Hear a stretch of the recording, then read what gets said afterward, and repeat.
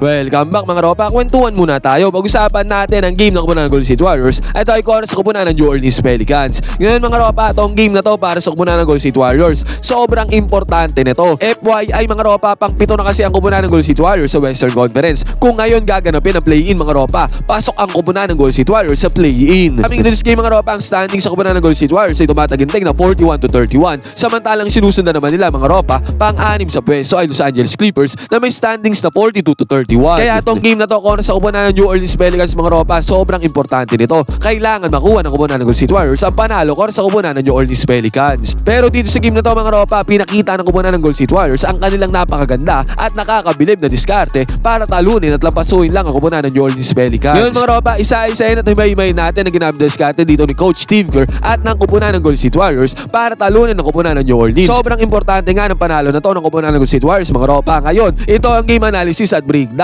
Golden State Warriors versus kupunan ng New Orleans Pelicans. Simulan na natin to.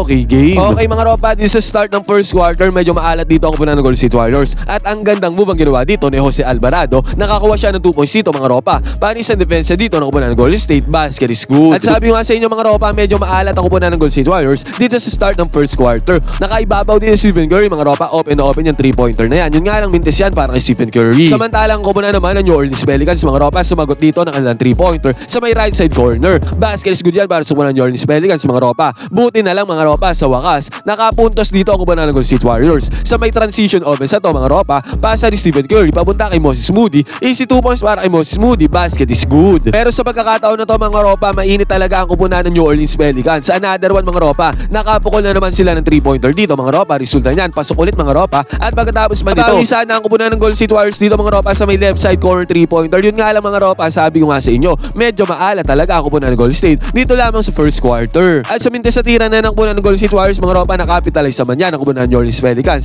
Nakakuha sila ng fast break mga ropa. Resulta nito, 2-pointer para sa kupunan ng New Orleans Pelicans. Dahil dyan mga ropa, maagang umalagawa sa puntos sa kupunan ng New Orleans. 14-2 ang score dito. 2 points pa lang ang nagagawa ng kupunan ng Golden State. Sa pagkakataon naman na ito mga ropa, Stephen Curry nagmamando ng bola at umatake siya sa depensa ng kupunan ng New Orleans. Kitang-kita natin dito mga ropa na attract ni Stephen Curry yung depensa dito ni Alvarado. Si Alvarado mga ropa, dinedepensa niya dyan si Podziemski. Kaya nangyari dito na open si Podziemski dito sa may baseline. Pasa ni Stephen Curry mga ropa, buti na anticipate ni Stephen Curry na open si Podziemski dyan. Resulta nito mga ropa, easy 2 points para sa kupunan ng Golden State Warriors. Basket is good. At ito pa mga ropa, ang gandang pasa ang ginawa ni Stephen Curry papunta kay Guy Santos doon sa may ilalim. Dahil sa pasa na to mga ropa, dalawang magkasunod na puntos ang nangyari dito para sa kupunan ng Golden State. At sa pagkakataon na to mga ropa, pinasok na ni Coach Steve Kerr dito si Jonathan Kuminga. Ang nangyari dito mga ropa, pick and roll gameplay ang ginawa dito ni Stephen Curry at the same time ni Jonathan Kuminga. Successful pick and roll gameplay naman to mga ropa dahil ang ganda ng role ni Jonathan Kuminga na nagresulta to sa 2 points sa kupunan ng Golden State. At sa scenario din na to mga ropa, pinasok na ni Coach Steve Kerr dito si Quentin Post. Ang gandang cut ang ginawa ni Quentin Post dito. Ang gandang pasa din ang ginawa dito ni Jonathan Kuminga. Another one mga ropa, 2 points na naman ang napundar dito ng kupunan ng Golden State Warriors. Dahil mga ropa, 20-30 na ang score, bahagyan na tapisan na ng kupunan ng Golden State Warriors ang kalamangan ng kupunan ng New Orleans Pelicans. At pagtapos pa nito mga ropa,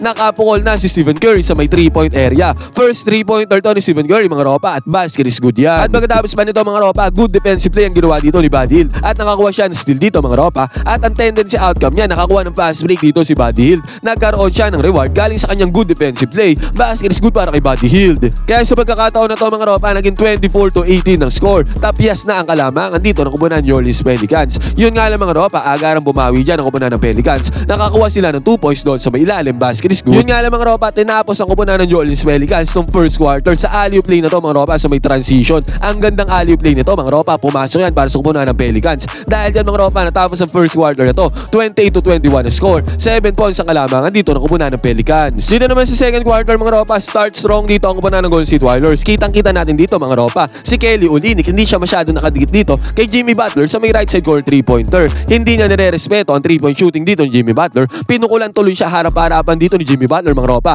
At ang resulta nito, 3-pointer para kay Jimmy Butler. Basket is good yan. At another one mga ropa, back-to-back plays to para sa kupunan ng Golden State Warriors. Naka-zone defense kasi dito ang kupunan ng New Orleans Pelicans mga ropa. Ang nangyari dito mga ropa, nag-zone defense sila dito sa side na to. Naiwan naman sa may 3-point area dito si Quentin Post. Kaya pinasa na ng kupunan ng Golden State Warriors. Ang bola dito kay Quentin Post at another one mga ropa, back-to-back 3-pointer ang nagawa dito ng kupunan ng Golden State Warriors. Pasok ang tirada dito ni Quentin Post. Basket is good. At sa senaryo to mga ropa, nagmintas ang tira dito ng kupunan ng New Orleans Pelicans. And guess what? Guess who? Kung sino anong una sa fast break para sa kupunan ng Golden State Warriors. Walang walang iba mga ropa kundi si Stephen Curry. At sa fast break na yan mga ropa, nakapagpuntar si Stephen Curry ng 2 points. Easy para kay Stephen Curry mga ropa ang 2 points basket is good. At another one mga ropa, good penetration ang ginawa dito ni Stephen Curry. At dahil dyan sa good penetration na yan mga ropa, ang score dito 34-31. 3 puntos na lang ang lamang dito ng kupunan ng New Orleans. Yun nga lang mga ropa, agaran naman sumagot ang kupunan ng New Orleans Pelicans mga ropa. Wala palang depensa ang kupunan ng Golden State Warriors doon sa may fast break. Nakapagpuntar tuloy ng easy 2 points dito ang kupunan ng Pelicans mga ropa. Buti na lang si Jonathan Kuminga sumagot din ng 2 points dito mga ropa. Teardrop. Pasok ang tirada dito ni Jonathan Kuminga at sa pagkakataon na to mga ropa, nagpaalitan ng puntos ang dalawang kupunan.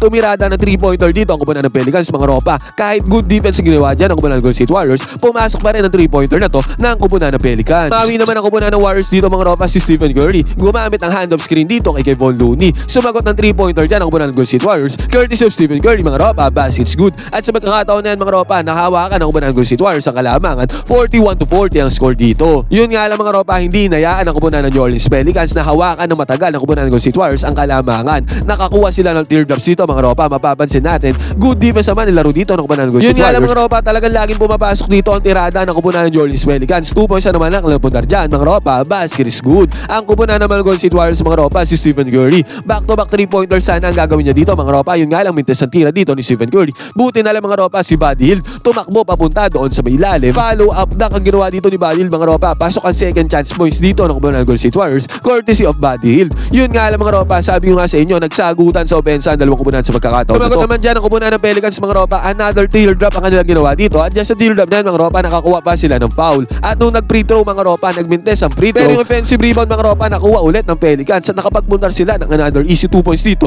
kontra sa depensa ng kupunan ng Golden State. Buti na lang mga ropa, nakapuntos dito si Jonathan Kuminga. Good penetration ang ginawa dito ni Jonathan Kuminga. Easy 2 points para sa kanya. Nag-jump ball dito ang dalawang kupunan mga ropa. At dyan sa jump ball na yan, nakuha yan ang kupunan ng Golden State Warriors. Another one mga ropa, back-to-back points ang ginawa dito ni Jonathan Kuminga bago matapos ang second quarter na to. Nagpabaon pa nga si Stephen Curry ng 3-pointer mga ropa bago matapos ang second quarter. At dahil dyan, natapos ang second quarter na to, ang score 53-50 ang score. 3 puntos lang ang naging hawak na kalamangan dito ng kupunan ng Pelicans. Nag-enjoy ka na at nanalo ka pa, piliin ang link na nasa may comment section. Gamitin ang promo code na Angalis, pumunta sa sports option para makakuha ng 6,000 bonus. Ngayon mga ropa, din sa third quarter, maagang umalagwa sa opensa dito ang kupunan ng Golden State Warriors. Mapapansin natin mga ropa, 62-58 na ang score dito. 4 na puntos na ang kalamangan dito ng kupunan ng Golden State. Pero nakakuha ng 2 points dito ang kupunan ng New Orleans Pelicans mga ropa. Bruce Brown ang tumirada dito against the defense ni Jimmy Butler. Pinanis si Bruce Brown dito ang defense ni Jimmy Butler mga ropa. Resulta niyan, 2 points para sa kupunan ng Pelicans. Basket is good. Ang napansin ko dito sa third quarter mga ropa, humigpit ang defense ang ginawa dito ng kupunan ng Golden State Warriors. Kaya sa pagkakataon na to mga ropa, dahil sa steal na to ni Podziemski, nagkaroon ng opportunity ang kupunan ng Golden State Warriors para mag-fast break. At ang nanguna dyan sa fast break mga ropa, si Draymond Green. Ito ang sobrang commendable talaga kay Jimmy Butler mga ropa, yung pwestuhan at positioning niya doon sa may ilalim. Sobrang commendable mga ropa dahil dyan agaran siya napasa ni Draymond Green mga ropa kasi nauna na siya pumwesto doon sa may fast break. Resulta na to mga ropa, easy 2 points na nagawa dito ni Jimmy Butler. Basket is good. At ito ba mga ropa, another good defense na naman ang ginawa dito ng kupunan ng Golden State Warriors para bang ginulat nila ang kupunan ng Pelicans pagpasok ng second half ng third quarter sa kanilang sobrang higpit na depensa. At dahil sa good defense yan mga ropa, nakakuha naman sila ang kupunan ng Golden State Warriors. Ang nanguna naman sa fast break this time mga ropa, Stephen Curry. At kasama niya dyan syempre si Jimmy Butler. Alley-oop play ni Stephen Curry kay Jimmy Butler mga ropa, tendency outcome nito, easy 2 points sa pundar dyan ang kupunan ng Golden State Warriors. At hindi pa dyan natapos sa magandang depensa ng kupunan ng Golden State Warriors mga ropa, dito another good defense na naman yan. Dahil dyan, opportunity na naman para sa kupunan ng Golden State Warriors para umiscore. Ang nangyari naman dito mga ropa, si Guy Santos sa mayawak ng bola at kitang-kita natin mga ropa, nag-react dito yung primary defender ni Moses Moody. At alam ni Guy Santos mga ropa na open si Moses Moody sa may right wing 3-pointer. Pasa ni Guy Santos kay Moses Moody, ang resulta nito 3-pointer para sa kupunan ng Golden State Warriors. Bulusok sila sa opensa sa puntong ito. Dahil dyan mga ropa, sa isang iglap 70-62 na ang score dito. Lamang na ng 8 points dito ang kupunan ng Golden State Warriors dito sa may third quarter. At dito nga mga ropa, tingnan ulit natin another good defense na naman mga ropa. Sobrang higpit nga ng defense ang ginagawa dito ng kupunan ng Golden State Warriors. Pero sa pagkakataon na to mga ropa, nakakuha sila ng foul dito. At nagkaroon naman opportunity dito ang kupunan ng Pelicans mga ropa dito sa may right side goal 3-pointer. Good defense naman ang ginawa dyan ng kupunan ng Golden State Warriors mga ropa, nasabayan nila yan. Enough resistance. Yun nga lang mga ropa, talagang naging better offense dito ang kupunan ng Pelicans. Dahil pumasok ang 3-pointer na yan mga ropa, basket is good. Dahil dyan sa 3-pointer na yan mga ropa, 72-67 na ang score dito, 5 puntos na lang ang kalamangan dito ng kupunan ng Golden State Warriors. At sa pagkakataon na to mga ropa, medyo nagpatay sindi dito ang opensa ng kupunan ng Golden State Warriors. Mintes ang tira dito ni Podziemski sa may 3-point area. Buti na lang mga ropa, ang gandang pasa ni Badil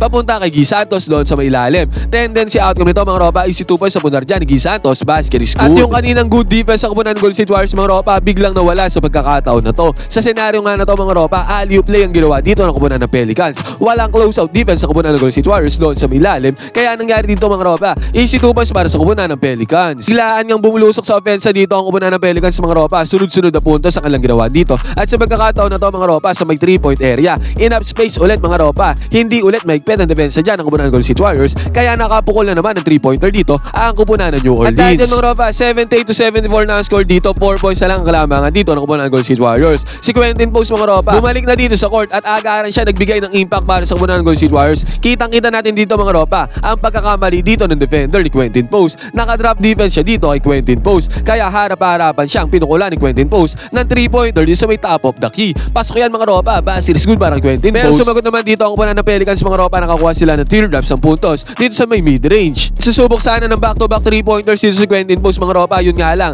hindi araw-araw Pasko para kay Quentin Post. Kahit na nakadrop defense dyan yung defender niya mga ropa, hindi na ipasok ni Quentin Post ang 3-pointer na to sa may top of the key. At sa mintes na natira ni Quentin Post mga ropa, nagkaroon naman ng opportunity dito ang kupunan ng Pelicans para again umiscore ulit sa depensa ng kupunan ng Golden State Warriors. Sabi ko nga mga ropa, naging patay sindi dito ang pensa ng kupunan ng Golden State Warriors. Dalawang magkasunod na 3-pointers to mga ropa ang minintes ng kupunan ng Golden State Warriors. At dahil sa mga mintes na tira na to ng kupunan ng Golden State Warriors mga ropa, nakapitalize siya ng kupunan ng Pelicans dito sa may top of the key 3-pointer. Sumabay naman dyan si Quentin Post mga ropa, yun nga lang, huli na ang lahat. Pasok ang tirada dito sa may top of the key 3-pointer na ang kupunan ng New Orleans. Dahil dyan mga ropa, hawakan ulit ng kupunan ng New Orleans Pelicans sa kalamangan 82-81 bago matapos yung third quarter na to. Buti na lang mga ropa, si Jonathan Kuminga nakakuha ng 2 points bago matapos ang third quarter. Dahil dyan mga ropa, natapos ang third quarter na to, 83-82 ang score. Isang puntos lang ang kalamangan dito ng kupunan ng Golden State. Ngayon mga ropa, yung fourth quarter gagawan ko ng separate video. Masyado nang mahaba tong video natin. Pero ano masasabi nyo sa naging discard dito ng kupunan ng Golden State Warriors dito sa first hanggang third quarter? Pwede kayo mag-comment dyan sa baba ng inyong opinion. Magkwentuhan tayo.